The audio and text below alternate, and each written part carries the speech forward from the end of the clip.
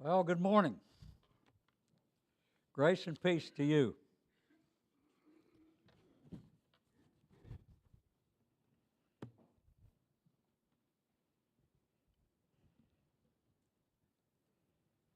want to read from Matthew, the 9th chapter, verses 10 through 13 for our thoughts this morning. Jesus gives us, his disciples there and the Pharisees, and to you and me too, something that we need to do, go and learn. So we want to do that this morning if we can. Let's look at it in verses 10 through 13. And it came to pass, as Jesus sat at meat in the house, behold, many publicans and sinners came and sat down with him and his disciples. And when the Pharisees saw it, they said unto his disciples, Why does your master eat with publicans and sinners? But when Jesus heard that, he said unto them, They that be whole do not need a physician, but they that are sick. But go ye and learn what this means. I will have mercy and not sacrifice. For I am not come to call the righteous, but sinners to repentance. He tells this same instruction in another passage in the Matthew, the 12th chapter as well. Go and learn. He wants you to learn something, not just hear it, but to imbibe the instruction and to put it in our lives and make it a part of the warp and woof of our being. Learn what this means. I will have mercy and not sacrifice. Now, in order to do that, we got to go where it is first mentioned in in the book of Hosea, chapter 6 and verse 6. There the prophet says, But go and learn what this means. I will have mercy and not sacrifice. And he's quoting what God is saying. God's the one talking about this. Now, if you and I are going to learn this, we're going to have to find out what Hosea meant when he said it, because this was when it was first given. And that's when Jesus says go. He wants us to go to the book of Hosea. We need to go there and see Hosea and look at him and his life. You know, if all the world loves a lover, then everybody loves Hosea because he was a lover.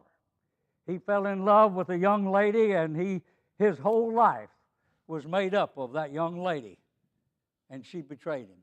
That's why we call it the betrayed husband, because what we're going to find out, and when we look at the book of Hosea, is that, you know, the first time I heard this, I thought, my goodness, I never read that.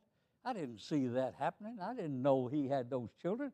I didn't know he read to them at night when they went to bed to pray, before they went to sleep. What is this? I said, how do you ever get that? But whatever is happening with God is happening with Hosea. Whatever happens to Hosea happens to God. Whatever is said about one is said about the other. And the same is true with Gomer, his wife. Whatever is said about Gomer is said the same thing about Israel. And when you come to what Paul says in book of Romans, he says, Now we are not all Israel who are of the flesh, but you and I are the Israel of God, Galatians 6 and 16. We're Israel. So whatever is said about Israel is about Gomer. Whatever is said about Gomer is about Israel and me and you. And so Jesus directs us to do that. And Gomer, this young woman, she could have been in a virtual paradise. She lived in Samaria and Israel at good times. They were good times. And she could have had the best of life when she married Hosea. But she took it and threw it all away and fell into a pigsty. Let's look at the scene when we go here to the book of Hosea. The time is about 750 to 735 BC, and the king on the throne is Jeroboam II. And it's good times. It's prosperous times. The armies are marching. In 2 Kings, I believe it is, in a chapter, let's see, where is that? 2 Kings 14:25. The king, he restored the coast from the entering of Hamath to the Great Sea. Now, you got to understand the geography of that. Here's Israel, and just to the north are these powerful countries. And they've taken part of her land, but he has gone up there, and the armies are marching, and the armies are winning. And when the armies are going, there's all kinds of money flowing, isn't it? Just let an army get on the move, and the profiteers come.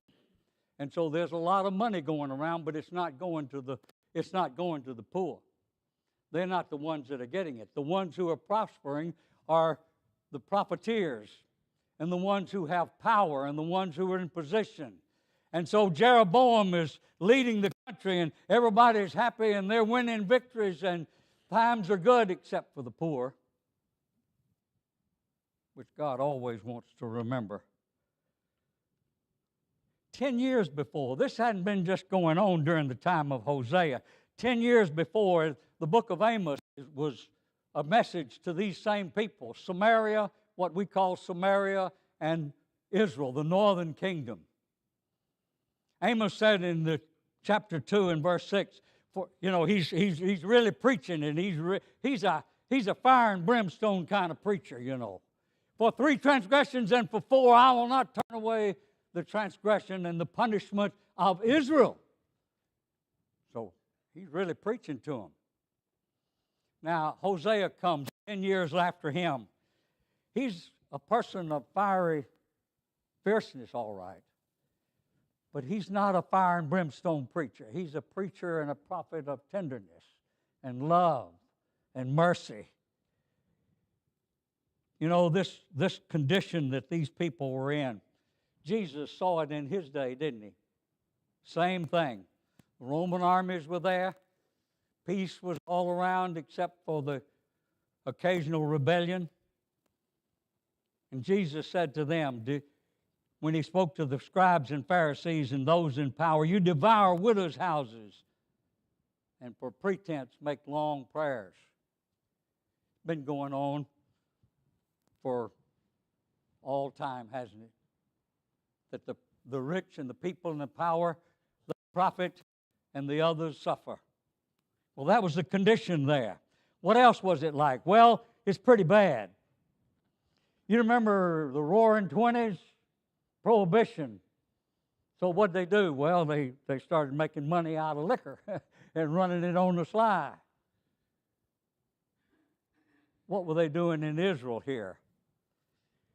Look in chapter, I forget, it's 6 and 9.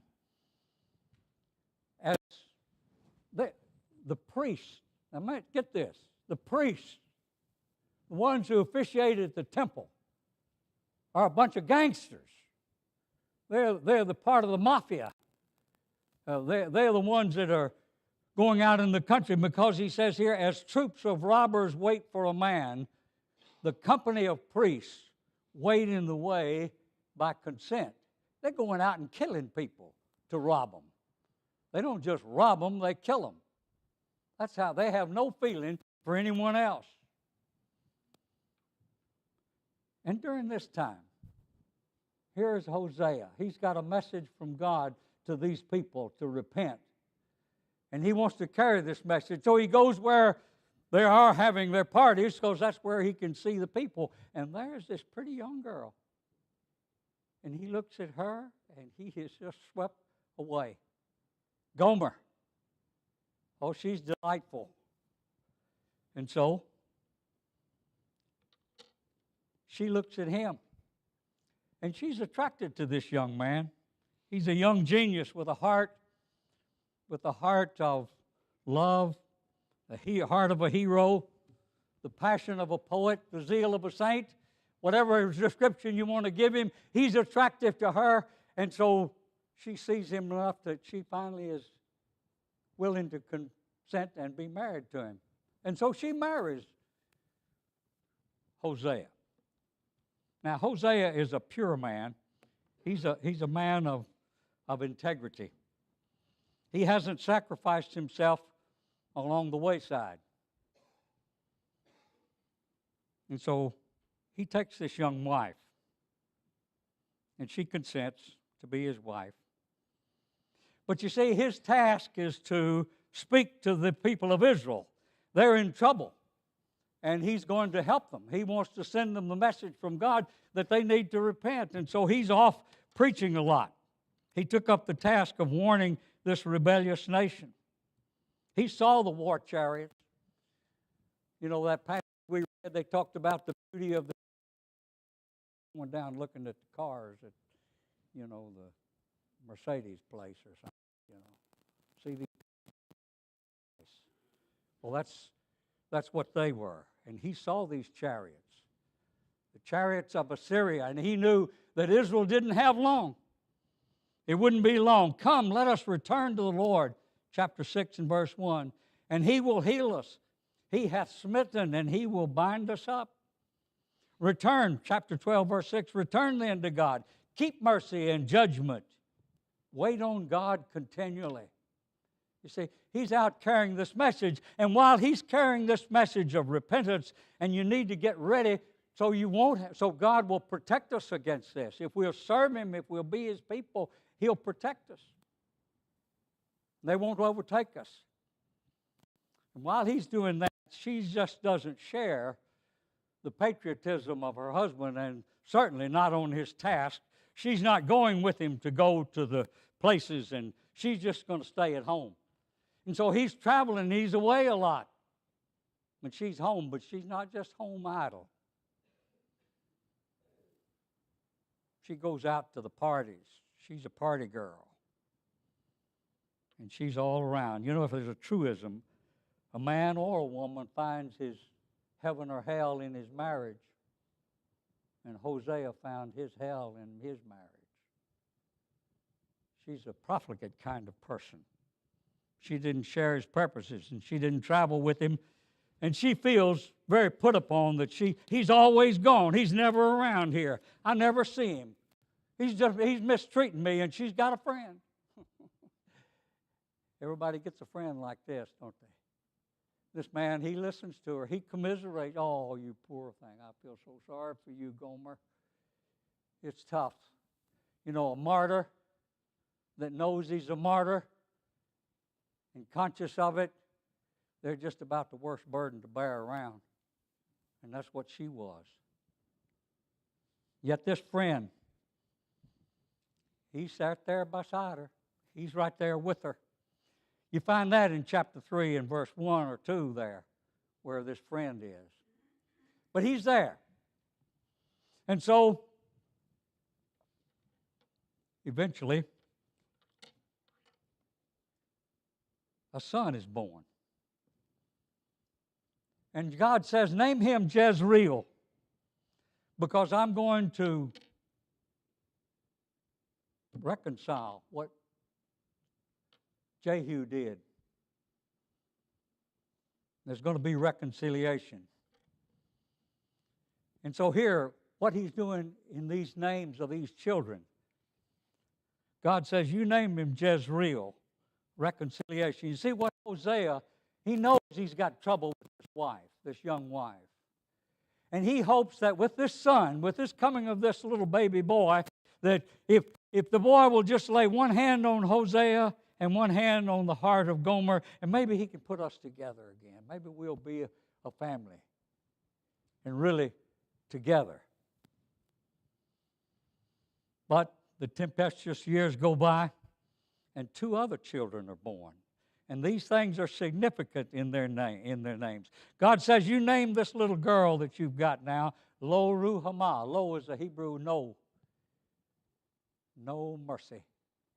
Mercy is not mercy. Think of mercy as tenderness and love as the definition of that word. What he's thinking and what he's seeing in this baby and what his name is supposed to say is, I'm not so sure that Gomer and I have any love, that she's not loving me. Lo Ruhamah. And another year or 2 goes by, and there's a little boy born, and his name is, he says, now God says, you name him Lo Ami. No people. Not my people. You know, he's a good man. Hosea is a good man, and he wants to think the best of everybody. But this has been gnawing at him for some time. That she's out there with this friend and she really not only doesn't love me, she has taken up with somebody else. And this child, he's had to come to a damning certainty, is not his. This is not my child. It's from that friend. Lo on me. Well, there comes the final blow. He comes home one day from one of these trips, and he walks in the house, and the kids are out in the yard playing. He wonders where in the world she is. He says, Gomer, Gomer. Can't find her. Goes in every part of the house, looks in the backyard, there she can't find her. Gomer, kids, where's your mother? I don't know. We hadn't seen her in days. What's the matter? He finds a note finally down there somewhere. You know, don't follow me. I'm gone. You take care of the kids. And so he puts them to sleep that night. He hears their childish prayers. And then long and lonely nights for Hosea. Many years. Years go by. And he's there like that. Lonely. Alone. Unloved. But he still doesn't ask for a divorce. Just the long years of bitterness, knowing that she's out there. Now, what did God teach Hosea? Well, the first thing he taught him, when he said, go and love this woman, and this will be your life, and this is what I'm going to give you, and in this, he's going to teach him something, and he's going to teach you and me something. What did God teach Hosea? First of all, the true nature of sin. What sin is really, it's not just transgressing the law. You don't get the full impact of that until you look in the life of Hosea. What sin is and what goodness is. You see, keep in mind that God is the husband and Israel is the young bride. And this treachery that she is doing, he says in Jeremiah 3 and verse 20, as a wife treacherously departs from her husband, so Israel has departed treacherously from her God, me, the Lord.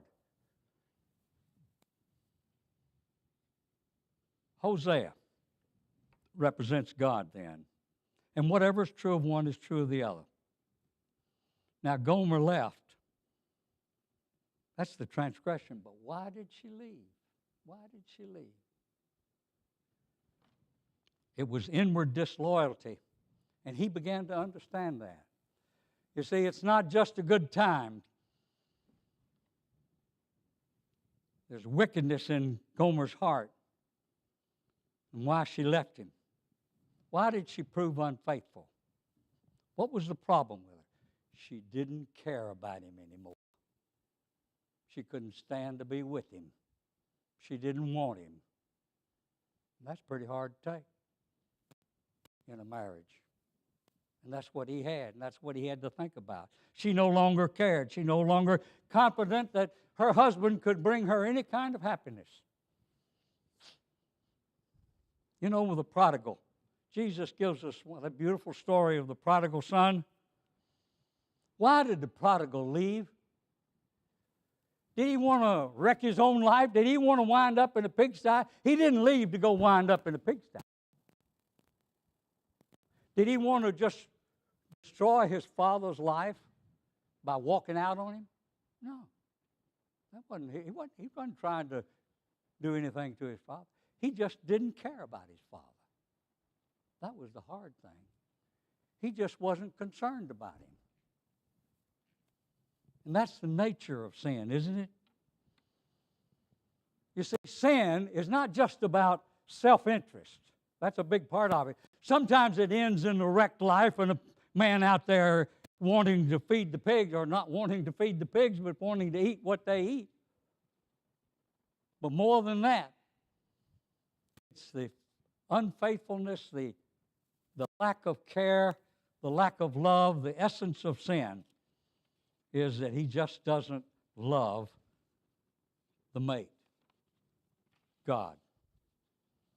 Now that's true religion. You know, when you look at that, the nature of sin, it's the true religion is the very opposite of that, isn't it? What was Hosea looking for in Gomer? One of my favorite movies is Fiddler on the Roof. You ever seen that one? Tavia. It's this Jewish family. And the girls, he's got girls, and they got to get married. And they're all up about that age to get married. So there's just romance everywhere, all over the house and everywhere. And one's trying to get married, and one's trying to see this boy, and they're trying to find out whether daddy's going to approve of this marriage or not. There's a scene where the husband and wife, the husband, Tavia, the father, he's thinking about love and romance and how it was 20 years ago with his wife. And so he says to her wife, he says, "Do you love me?" And she says, "I wash your clothes, I cook your food, I've been doing this for years. What do you mean, do I love you? What do you mean, do I love you? But do you love me?" he says. You know, he was asking what Hosea was asking, what God was asking of Israel. He was asking her, I don't want you to be the housekeeper. I don't want you just to babysit. I don't want you to just be a good cook. I want you to love me. I want you to love me. Care about me. That's the nature of true religion. You know,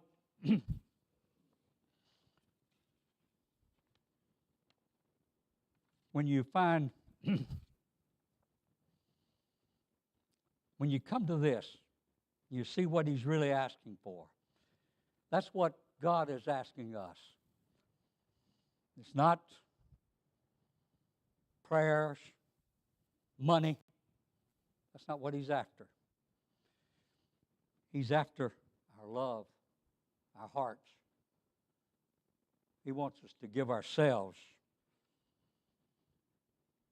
There's a second thing he learned. Not only the nature of sin and of true religion and goodness, but the second discovery he made was that God is a suffering God. Now that's quite startling when you think about it. I mean, people in the ancient world, when they had these pagan gods, you didn't find a pagan God that was tender and loving and caring. They were powerful and mean, and they gave retribution, and they did what they wanted to do, and that's the way they were. That was the ancient God. And so he got to thinking about that. You know, the order of beings. I went down to the Edisto River years ago, too many years ago, I won't think about it. And somebody told us, said, well, you ought to go crab hunting. I don't know whether you've ever been crab hunting. That's the only time I ever went. Went down there to the Edisto River, it flows into the ocean, and these crabs are just running all over the bank. They're just running everywhere, and you better not go barefooted. I had to wear shoes because those crabs will come grab your toes. But anyway, you get a net, and then you go down there and you catch these crabs. Well, we did that. We brought those crabs home to the condo unit there, and what are we going to do with them? What are we going to eat them? How are we going to do that? Well, we got to put them in the pot. You mean put them in the pot while they're living? Yeah. Just put them in the pot. We put them in the pot, and they got to climbing out of the pot, and they're all over the floor. Somebody tells me that one crab can eat a second crab while the third crab dines on the first crab, and they all enjoy. That's hard to believe, isn't it? But see, they're just a very low level in this order of being, from the molecules to the very simple amoeba, to the crab, to the birds. Now, the birds are a little more. The story's told about a man about a boy grew up on the Buffalo River in West Tennessee. The little birds the mothers would build their nests in the banks of the river. And that was all well and good until the river rose. And then she's flying all over as the river rises and rises, and pretty soon the river takes her babies and just washes them out, and she's just hollering and crowing and whatever a bird does, she's doing it because she's so upset. She's not like the crab. See, she's a higher order a little bit. And then you think about us. When we lose somebody in the family, you think my sorrow isn't any greater? Your sorrow is not greater than that of that little bird? You know it is. And then it comes to Hosea. You know, if I'm suffering like this, what must God, the eternal being, a God of infinite love and mercy, what he must feel? That's why he says, I'm a jealous God. He wants our love. He desires our love. And when we go somewhere else and sin and leave him and don't care about him and express our unfaithfulness and just by walking away, that's what he hurts. And he discovered this about that. He discovered the amazing love not of God. He's a suffering God, but he's also a God of mercy and forgiveness. Listen to it. Chapter 11, verses 4 and verse 8. God speaking, I drew them with the cords of a man, with the bands of love. How shall I give thee up? Ephraim is Israel. Ephraim is Gomer. How shall I give thee? Hosea says, how can I give her up? I just can't give her up. My heart has changed within me. My compassion is aroused. I will not carry out my fierce anger, for I am God and not man. He's at a different level. His amazing mercy and forgiveness. And so, Hosea thinks on these things during the day and during the time when he's preaching. And so one day he's in town and he always listens and see if he can hear some kind of gossip about where Gomer is and how she is with her friend that she has. And he finds out that she's going to be sold as a slave. The friend got tired of her. He's through with her now, and he's going to sell her. And Hosea hears that. He goes home. He sells he can possibly get together the money that he needs to get her and to buy her off the slave block. And so he gets it, and he runs to the slave block, and he waits, and they bring these dregs of life, these poor, pitiful beings, and throw them on the slave block, and how much for this one? And they get something. And this one, and they get something. And this one, and then here comes this girl, and they throw this girl down. She's a shadow of what she was. Hosea looks at her.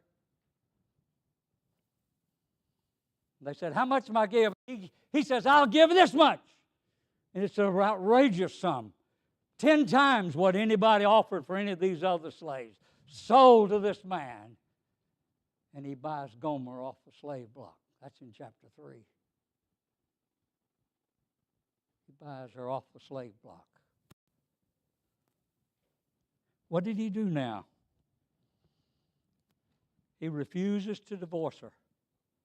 Listen to what the people say about the prophet. You mean you're not going to just divorce her now and kick her out and put her somewhere else? He said, no, I bought her. And they say a prophet, in chapter 9, verse 7, a prophet is a crazy fool. He's an insane man. Who would do this? Only one who has great love for her would do that. And we don't know what happened after that. But we don't know that he bought her off the slave block of sin. Now, here's the thing about it that he wants you to know. You and I are those dregs of humanity passing over that slave block of sin. And we're all there. But somebody has paid a price for you and me that's far above all of us. 1 Corinthians 6 and 20, I believe it is. And he says, for you are bought with a price. You are bought with a price. What did God pay for you? He said in Hebrews 2 and verse 9 that for the suffering of death, he tasted death for every man, for every person, for you and me. God paid the price of his own life, his son, gave him up to buy you and me off the slave block of sin. Now that's what he wants us to know. God says, you know, I didn't buy you because you could cook. I didn't take you to my home because I wanted you to take care of the kids. I wanted you to love me. I want you to love me. And Israel, what did they do? They went into the land of Canaan and they followed those gods of Canaan. And they did those things that were associated with that. They even murdered their babies and burnt them on fire for those gods. And God is here talking to them and telling them what to do and how to live. And they don't love him enough to do it after all he'd done for them. That's why he kept telling them, I brought you out of the land of Egypt. I did you at the Red Sea. I carried you over the Jordan. I brought you into the land and I got rid of Jericho and gave it to you. I took the whole land and I gave it to all your tribes. I gave you everything you needed, vineyards and the land flowing milk and honey. And what'd you do? You went off to some gods and parties to satisfy the flesh.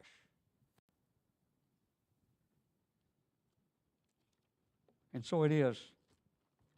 Go to and learn now. What is it that God wants from you and me? What Hosea wanted from Gomer? I will have mercy. Now, see, he's not saying, I'm going to will this. It's got to be the way I want it to be. The word will there means I wish. What I want to have and what I want to possess is your mercy. Not that I will give mercy, but that you will have mercy. And that mercy is defined, the word there is acting at will. It's tenderness. It's love. He wants our love. He wants us to love him like a bride or a husband love one another. That's what he wants. It should be.